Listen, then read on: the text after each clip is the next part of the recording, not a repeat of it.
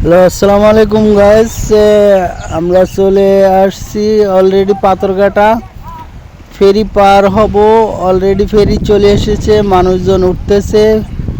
এখন মানুষজন উঠে যাওয়ার পরে আমরা ফেরিতে উঠব। এই দেখেন মানুষজন অলরেডি ফেরিতে ওঠা শুরু করেছে। আর উঠতে উঠতে হঠাৎ করে চলে আসলো আমাদের পালসার মামা। পালসারও নাকি ফেরিতে না নৌকায় উঠাবে। এখানে ফেরির ব্যবস্থা নাই, শুধু নৌকার ভিতরে পারাপার করা হয়। এটা হলো পাথরঘাটা বরগুনার ভিতরে পড়েছে, বিষখালী নদী বলে।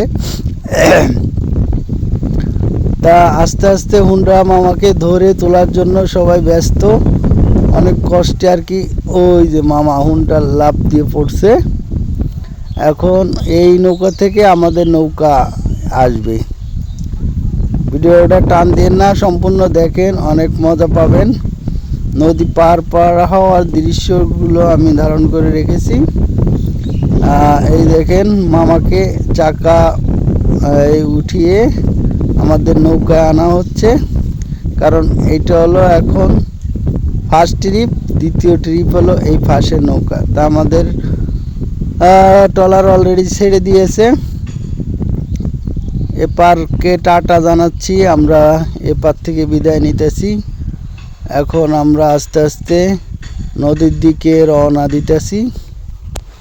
তবে এই প্রথম এই ট্রলারে এভাবে যাওয়া আমার কাছে অনেক খুশি লাগতেছে। এমন এক সময় আসলো নদীর মাঝখানে, ভিডিওটা না করে পারলাম না। নদীর মাঝখানে আস্তে আস্তে যাচ্ছিলাম, হঠাৎ করে দেখতেছি অনেক বড় বড় ঢেউ। নৌকা তো যে দোলা শুরু করেছে। আমরা তো লা ইলাহা ইল্লাল্লাহ মুহাম্মাদুর রাসূলুল্লাহ পড়তেছিলাম।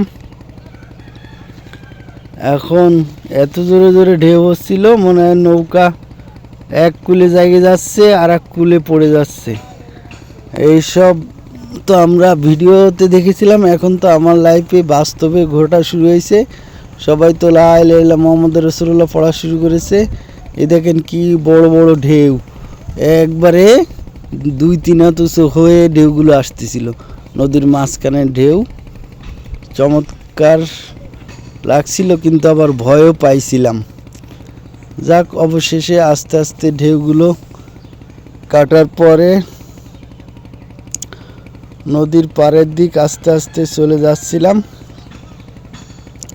তবে আশেপাশে ইলিশের নৌকা ছিল, এই পাড়ে চলে আসলাম।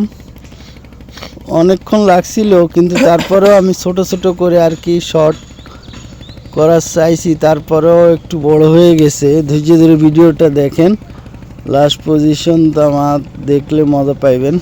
এই যে আমার ভাগ্নে, আমি ভিডিও করতেছি, ভাগ্নে আমার কাছে টাকা দাও। আমি কিছু না, ভিডিও করতেছি আমি, এখন টাকা দিতে পারবো না, তুমিই দাও। ভাগ্নের কাছ থেকে ভাড়া দেওয়া হয়ে গেল, আমি এদিক দিয়ে ভিডিও করতেছি। এই যে ট্রলার রেস্ট করতেছে বা সার্ভিসিং করতেছে, অনেক ট্রলার আছে এই সাইডে। কোনো ট্রলারের সমস্যা হলে এভাবেই আর এক দাদাভাই নৌকো ভাত দৃশ্য দেখেন, পাও দিয়ে নৌকো ভাতছে। এটা একটা আনকমন দৃশ্য মনে হলো। আচ্ছা, যা হোক, আমরা আস্তে আস্তে আমাদের গন্তব্যস্থানে চলে আসছি। আর 1 মিনিট বা লাগবে আমাদের এই ট্রলার নৌকা থেকে উঠতে। তবে ভিডিওটা অনেক কষ্ট করে করলাম শুধু আপনাদের দেখানোর জন্য। নদীর এলাকার দৃশ্যগুলো দেখলে আপনাদের ভালো লাগবে, তাই ভিডিওটা ধারণ করেছিলাম। আমরা অলরেডি আমাদের গন্তব্যস্থানে পৌঁছে গেছি। আপনারা সবাই আমাদের জন্য দোয়া করবেন। আর ভিডিওটা ভালো লাগলে একটু লাইক, কমেন্ট, শেয়ার করে সবাইকে নদীমাতৃক এলাকা দেখানোর সুযোগ দিবেন, বা দেখবার একটু সুযোগ বা ব্যবস্থা করে দিবেন। অনেক নদীমাতৃক দেশ আমাদের এই বাংলাদেশ। আসসালামু আলাইকুম, ভালো থাকবেন সবাই।